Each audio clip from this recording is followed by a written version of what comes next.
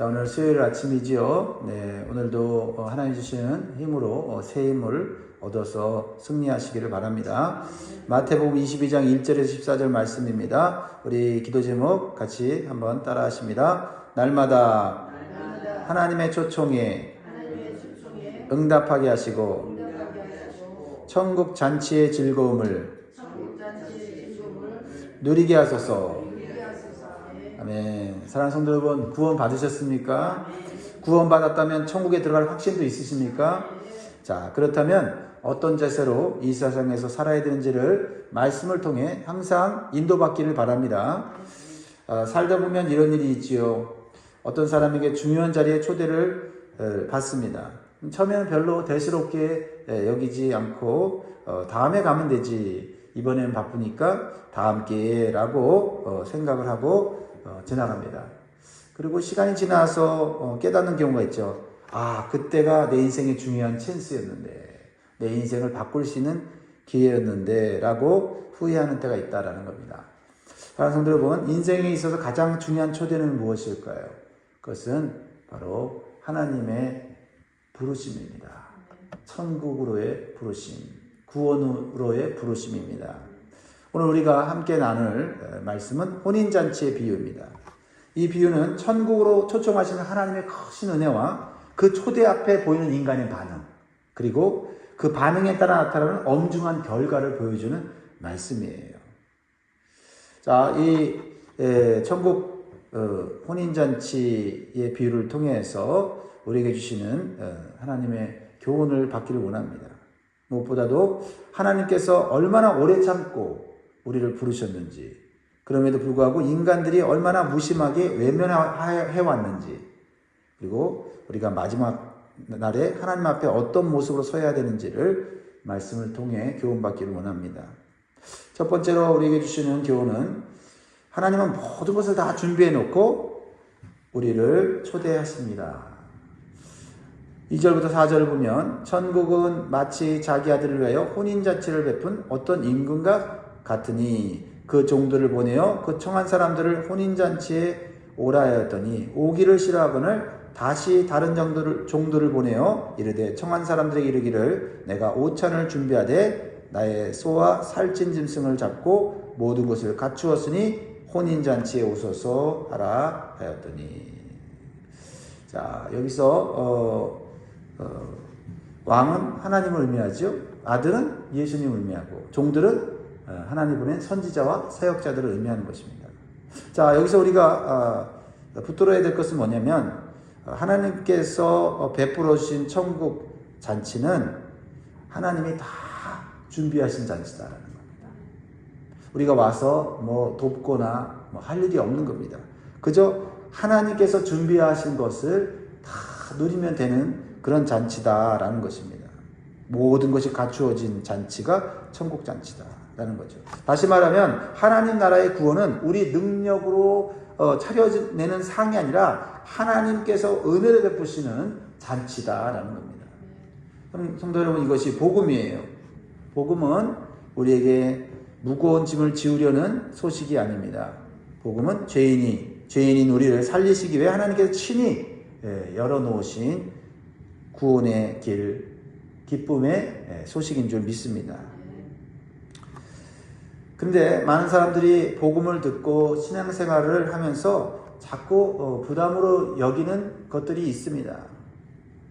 예배도 의무로 생각하고 기도도 할 수 없이 억지로 하게 되고 말씀도 무거운 숙제처럼 받아들일 때가 있다라는 겁니다. 하지만 오늘 본문은 분명히 우리에게 말씀합니다. 하나님 우리를 힘들게 하려고 부르시는 것이 아니라 살리시고 누리게 하시려고 부르시는 분입니다. 하나님은 아들의 혼인잔치에 참여하여 즐겁게 하시려고 부르신다라는 겁니다. 그래서 신앙생활은 잔치입니다. 천국 잔치를 맛보는 거예요. 물론 그 안에는 회개도 있고요, 자기 부인도 있고 순종도 있습니다. 그러나 그 모든 것은 우리를 힘들게 하려는 것이 아니라 진짜 천국 잔치의 즐거움을 누리게 하시려고 하는 과정인 줄 믿으시기 바랍니다. 사랑하는 성도 여러분, 혹시 지금 여러분 가운데 신앙생활이 왜 이렇게 부담되지? 왜 이렇게 힘들지?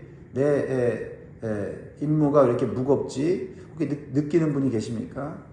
다시 한번 오늘 여러분들 이 말씀을 통해서 마음을 새롭게 하시기 바랍니다. 하나님은 우리를 힘들게 하게 부르시는 것이 아니라 우리를 하여금 하나님의 천국의 잔치를 맛보고 즐거워하며 행복하게 살도록 부르시는 줄 믿습니다.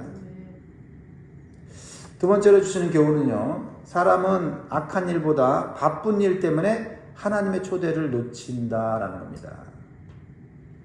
악한 일보다 바쁜 일 때문에 하나님의 귀한 초대를 잃어버릴 수 있다는 거죠. 자, 오늘 보십시오. 5절과 6절을 보면 하나님이신 왕이 그들을 초대합니다. 그런데 어떻게 합니까? 5절에 어떤 핑계를 댑니까? 그들이 돌아보지도 않고 한 사람은 자기 밭으로, 한 사람은 자기 사업하러 가고 그 남은 자들은 종들을 잡아 모욕하고 죽이니. 이 하나님의 초청 앞에 보이는 인간들의 반응이다라는 겁니다. 근데요, 여러분, 사람들이, 초대받은 사람들이 잔치에 오지 않는 이유가 뭐예요? 뭐, 대단한 어떤 그게 아니에요. 네.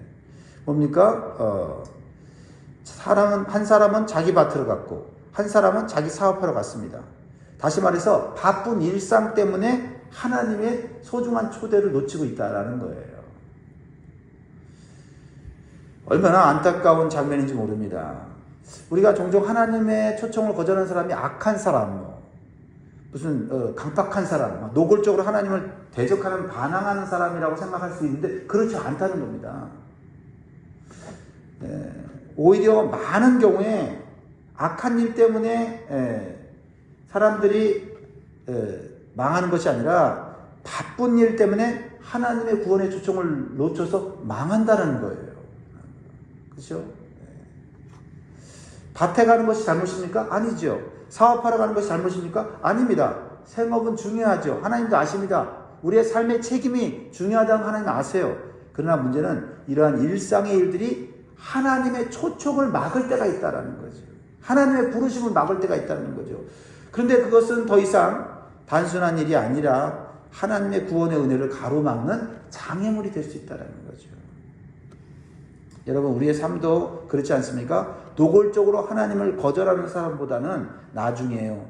지금은 너무 바빠요. 이번 주만 넘기고요. 조금 여유가 생기면요. 하면서 나중으로 미루는 사람들이 훨씬 더 많습니다. 신앙을 버리겠다고 선언하는 것은 아니지만 계속 뒤로 미루는 것입니다. 그래서 하나님의 은혜의 초청에 응하지 못할 때가 있고, 그럼으로 인해서 하나님의 은혜를 받을 때 은혜를 받지 못하니 신앙이 흔들리고 삶이 흔들리고 결국에서 하나님께 멀어질 수 있다는 겁니다. 그렇습니다. 어떤 특별한 일이 아니라 우리의 일상의 일이 하나님의 은혜를 저버리는 일이 될 수 있다는 겁니다.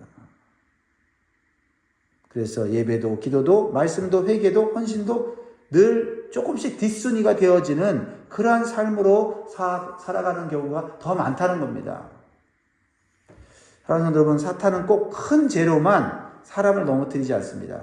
오히려 아주 정당해 보이는 그런 분주함으로 아주 그럴듯한 이유들로 우리의 마음을 하나님에게서 멀어지게 할 수 있다는 거죠. 그래서 우리는 늘 물어야 됩니다. 내가 지금 붙들고 있는 일이 하나님보다 앞서 있지는 않은가. 자, 물론 오늘 본문에 거치게 행동하는 사람의 반응도 나오죠. 6절에 보면 그 남은 자들은 종들을 잡아 모욕하고 죽이니. 이 사람들은 아주 적극적으로 좀 하나님의 초청에 반대하는 사람들이죠. 네. 근데요, 이 사람들은 처음부터 그랬던 사람들은 아니에요. 처음에는 그냥 가볍게 그냥 초대를 거부하는 거고, 그 다음에 무관심하다가 마음이 어떻게 해요? 하나님의 은혜가 임하지 않으니 완악해지는 거예요. 처음에는 바빠서였는데 나중에는 말씀이 듣기 싫어지고 회개하기 싫어지고 결국 하나님 앞에 마음을 닫게 되는 것입니다. 그렇습니다, 여러분. 하나님이 은혜의 자리로 우리를 초대할 때 우리가 바쁘다는 이유로 한 번, 두 번 익스큐즈하고 하다 보면 어떻게 됩니까? 우리의 마음에 완악함이 들어온다는 거죠. 그리고 하나님을 거부하게 된다라는 것을 여러분 기억하시기 바랍니다. 그러므로 하나님의 초대, 은혜의 초대, 이 은혜의 초대를 우리가 값싼 은혜로 바꿔서는 안 돼요. 귀중한 은혜로 우리가 여겨야만 우리가 모든 것을 내려놓고 하나님 앞에 나아갈 수 있다라는 것입니다. 오늘도 하나님의 부르심을 가장 먼저 우선순위 든 복된 성도로 살아가시를 주의 이름으로 축복합니다. 자, 세 번째로 주신 교훈은 모든 복음의 초대는 모든 사람에게 열려 있다라는 겁니다. 모든 사람에게 복음의 초대가 열려 있다. 자, 8절에 10절이요. 이제 거절하는 사람들에 대해서 왕이 어떻게 다시 행동을 하십니까? 자, 8절, 9절, 10절을 보면 이에 종들에게 이르되 혼인잔치는 준비되었으니 청한 사람들은 합당하지 아니하니 네 거리 길에 가서 사람을 만나는 대로 혼인잔치에 청하여 오라 한데 같이 있습니다. 종들이 길에 나가 악한 자나 선한 자나 만나는 대로 모두 데려오니 혼인잔치에 손님들이 가득한지라. 자, 이 장면은 참으로 놀랍습니다. 처음 초대받은 사람들이 거절하자 임금은 초대의 범위를 넓혀요. 이게 하나님의 마음이다라는 거죠. 거절했다고 해서 하나님은 거기서 멈추지 않고 오히려 더 많은 사람들에게 초청하고 기회를 주고 있다는 거죠. 네 거리 길에 가라, 사람을 만나는 대로 다 청하여 오라라고 이렇게 명령하죠. 이 네 거리 길은 당시 여러 사람들이 오는 공공장소였습니다. 거기 유대인도 있고 이방인도 있고 가난한 사람도 있고 사회적으로 소외된 사람도 있고 이름 없이 지나가는 사람들도 있는 그런 자리였습니다.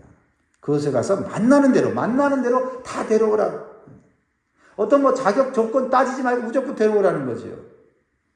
자, 이것은 구속사적으로 매우 중요한 장면이에요. 사실 하나님께서 처음 부르신 민족은 이스라엘이었습니다.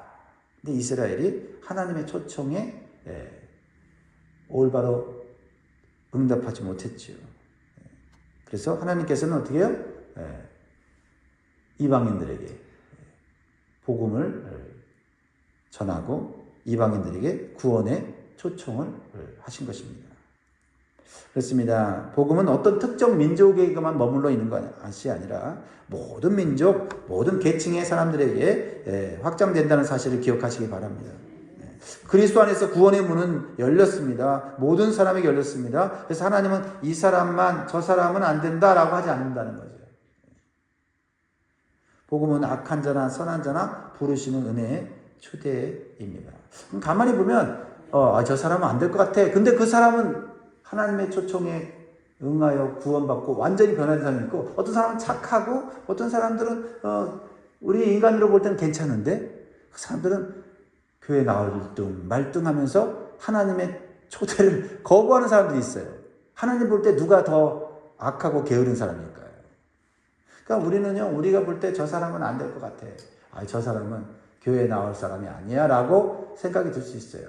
그럴 때 그건 내 생각이지. 하나님이 저 사람 바꾸시면 완전히 새롭게 하실 수 있지. 우리가 그걸 믿어야 된다는 거죠.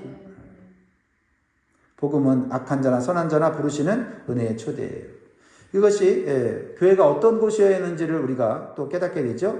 교회는 잘난 사람만 모이는 곳이 아닙니다. 이미 깨끗한 사람들만 오는 것도 아닙니다. 상처 입은 사람이 와야 하는 곳이고, 실패한 사람이 와야 하는 곳이고, 세상에서 밀려난 사람이 와야 하는 곳입니다. 왜냐하면 세상에서 그들이 경험하지 못한 하나님의 은혜를 교회 안에서 누릴 수 있기 때문에 그렇습니다. 잔치의 기준, 천국 잔치의 기준은 사람의 자격이 아니라 왕의 초청이 기준이다. 근데 그 초청은 누구에게나 열려있는 것이다. 사실 가만히 생각해 보세요. 그 초청 때문에 여기에 온 사람이 바로 나 아닙니까? 그렇죠? 네. 조건 따지고 자격 따지고 성품 따지고 그래 배경 따지고 그랬으면 우리는 이 자리에 못 앉아 있어요. 우리가 잘나서 온 것이 아니라 의로워서 온 것이 아니고 완전해서 온 것이 아니고 하나님이 그저 그 넓은 사랑으로 불러주셨기 때문에 온 것입니다.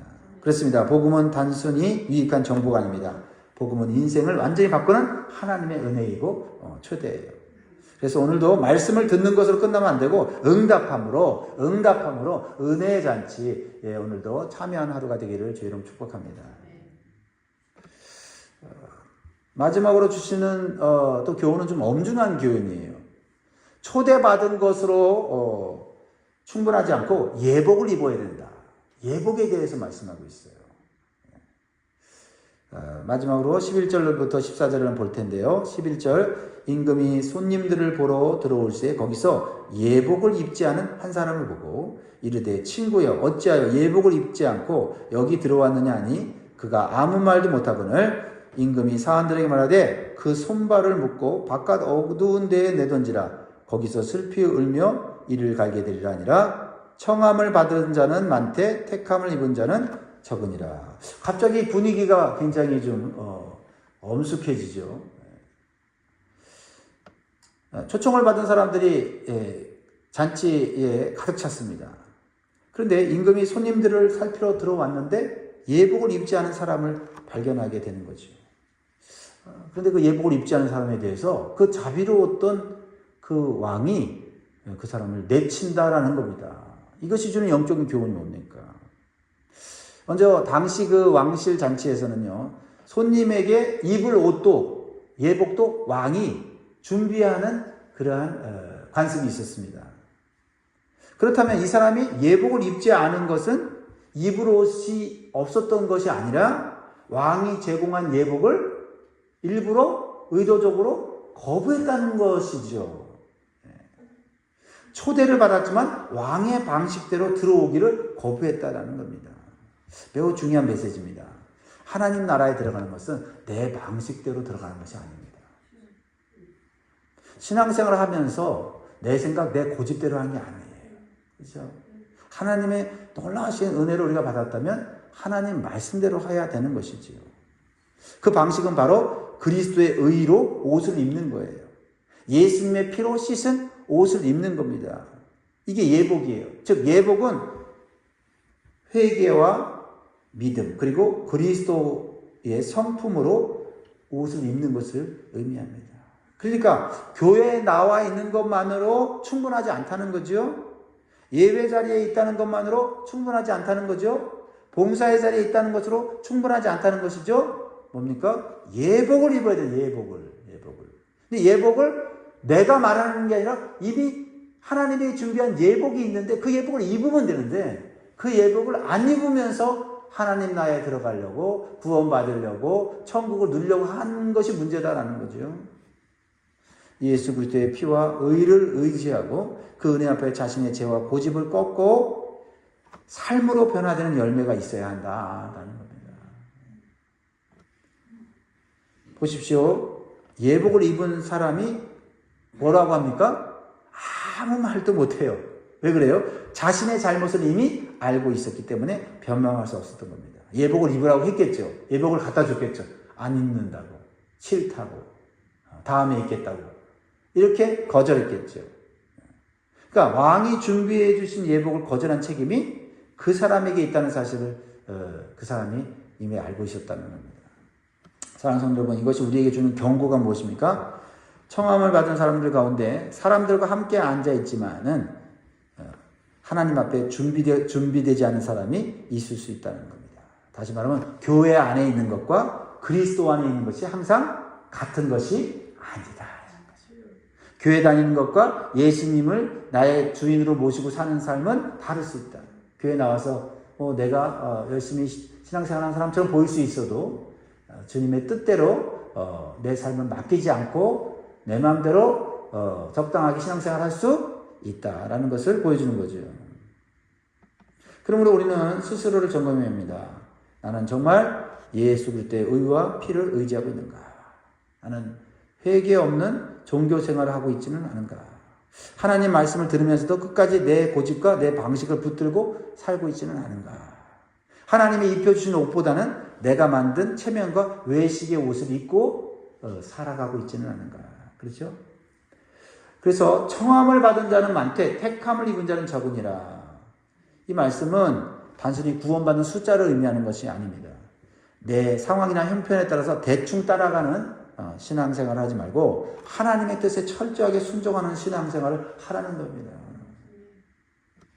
결국 택함을 입은 자는 어떤 사람이에요? 초대에 응할 뿐만 아니라 왕이 입혀주시는 예복을 기꺼이 입는 사람이에요. 자기의 의가 아니라 그리스도의 의를 붙잡는 사람입니다. 말만 하는 사람이 아니라 회개의 열매와 헌신의 열매를 맺는 사람입니다. 그렇다면 여러분들은 이제 청함을 받은 자로 남지 말고 택함을 받은 자로 나아가시길 주의 이름으로 축복합니다.